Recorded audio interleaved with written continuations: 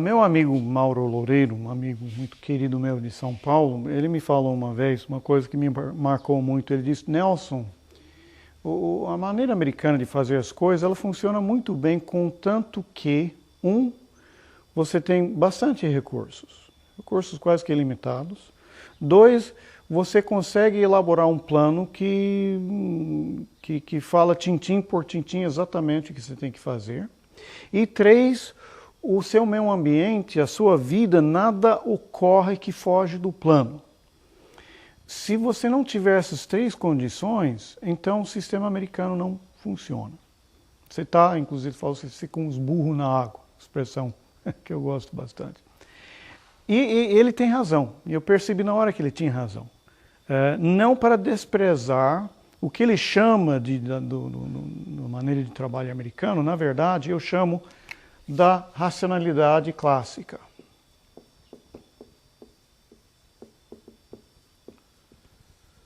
Ou pode chamar de racionalidade linear.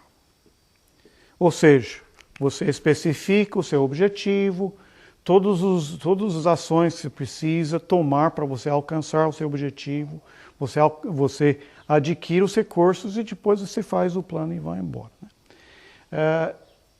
Eu não desprezo esse modelo porque, de fato, em nosso mundo de hoje em dia, uma grande parte do que é feito dessa forma. Se você for ver um concessionário de carro, seja japonês, seja americano, seja francês, seja chinês, ele vai ser feito com todos aqueles recursos, aquele plano, aquele mesmice, aquele padrão, tudo igualzinho, né? Se você vê um restaurante, uma franquia, um franchise, um McDonald's, vai ser aquilo mesmo, você bola os recursos, você faz bonitinho e tal. Tudo bem, o mundo, na verdade, ela funciona, muita coisa funciona, principalmente as coisas grandes, funcionam em cima da racionalidade linear. Só que, principalmente, quando você quer inovar, você quer fazer uma coisa que nunca foi feito antes, você não tem condições de operar segundo a racionalidade linear. Por quê? Porque você nunca fez, você não sabe o que vai ser preciso, você não sabe os meios. Sobretudo, você começa a tentar planejar e alocar recursos, você vai ver que você vai ter que ter muitos recursos para fazer uma coisa nova, principalmente porque muita coisa vai fugir do plano. Então, na ausência da racionalidade linear, se a racionalidade linear não vai funcionar, o que a gente faz para inovar? Para ter uma ideia disso, eu vou contar uma historiazinha rapidinho da minha terra, em Illinois, sobre um fazendeiro. Um fazendeiro, Illinois, onde eu morava no sul de Illinois, muita agricultura e muita mineração. E não de superfície, mineração subterrânea. Esse meu amigo fazendeiro, imagina ele com o tratorzinho dele andando na fazenda dele, e ele sabe que 100 metros, 200 metros abaixo do solo, houve uma veia de carvão que foi minada. E abandonado. Você tira o carvão, abandona.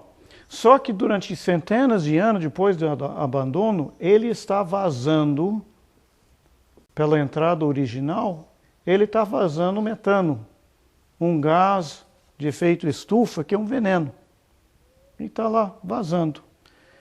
E de vez em quando, alguma parte do túnel entra em colapso aqui e abre um buraco imenso no campo do fazendeiro. Ora, um dia o nosso amigo fazendeiro estava trabalhando e pensando nesses fatos, ele falou, desculpa, metano ele queima, não dá para usar para alguma coisa? Queima, de fato, metano é gás natural. Então, ele pegou um cano para furar poço da água e fez um furo, que sabia que ia entrar num desses túneis. E como o metano não tem cheiro, nem é visível, então, para saber se realmente era metano, então ele pegou um isqueiro e segurou perto daquele furo que ele tinha feito na terra.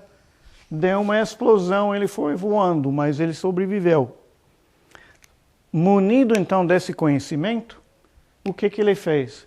Ele comprou um gerador antigo, adaptou para queimar metano, construiu uma estufa em volta, plantou tomate hidropônico para que no inverno de Illinois, que é um frio lascado, tivesse tomate fresco para vender para os supermercados aí na região, que não tinham, ou se tinha que trazer da Holanda, de Honduras, de algum outro lugar.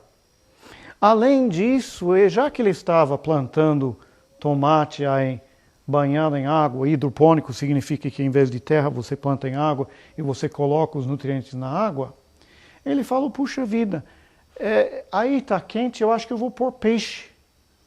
E o peixe, ainda mais os detritos do cocô do peixe, ele vai alimentar, ele vai adubar os meus tomates. E dito e feito, ele começou a colocar tilápia nas águas, porque era quente, tilápia é um peixe tropical, super caro em Illinois. Ele colocou lá e, inclusive, além de usar o calor desse gerador para esquentar a estufa dele, ele ainda por cima vendia eletricidade para a companhia de luz, que perante a legislação americana, se você gera eletricidade onde passa um torre de luz, a companhia de luz tem que comprar de você. Isso aí, de racionalidade, o cara sentar e planejar e orçar e assim por diante, ter os objetivos dele, não tem muita coisa, não. É um processo bastante emergente que nós acabamos chamando de bricolagem. Bricolagem é basicamente a recombinação de recursos existentes para resolver um problema novo. Então, o que fez o nosso fazendeiro? Tinha esse recurso aí, que nem era recurso, era na verdade uma poluição, mas estava passando por baixo da terra dele. Tinha um recurso que era o calor do metano, tinha um recurso que era a eletricidade, tinha um recurso que era a água que colocava debaixo dos tomates e uns peixes que ele jogou lá. Todos uma mistura de coisa que engenheiro, que cientista racional jamais iria fazer. Por quê? Para começo de assunto, o engenheiro já teria falado, não, mas esse ambiente, a gente não sabe se os raízes dos tomateiros vão fazer mal para os peixes. E aí o agrônomo ia dizer, não, eu não tenho certeza que a concentração de matéria orgânica na água dos peixes vai fazer mal para os tomates. E o pessoal das agências de proteção ao meio ambiente ia dizer, não, mas eu não tenho certeza, você não tem uma permissão do governo para você queimar metano. E assim por diante. Se você faz isso direitinho, tintim por tintim, pelas ortodoxias racionais das várias disciplinas, você não vai fazer nada.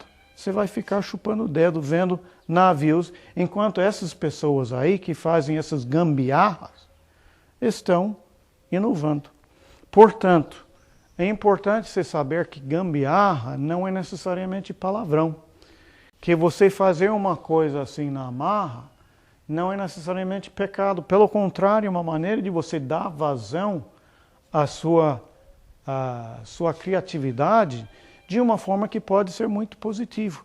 Pode ser também negativo, pode ter impactos ambientais negativos, pode ter perigos aí. Ele arriscou a vida, inclusive, um par de vezes que explodiu esse metano aí. Não que não tenha desvantagens, mas basta saber que uma maneira bastante diferente de você encarar o mundo e de você descobrir recursos onde antes ninguém via nada. A boa inovação, ela pode vir tanto da racionalidade linear quanto da bricolagem, mas normalmente, você quer apostar quem vai chegar primeiro?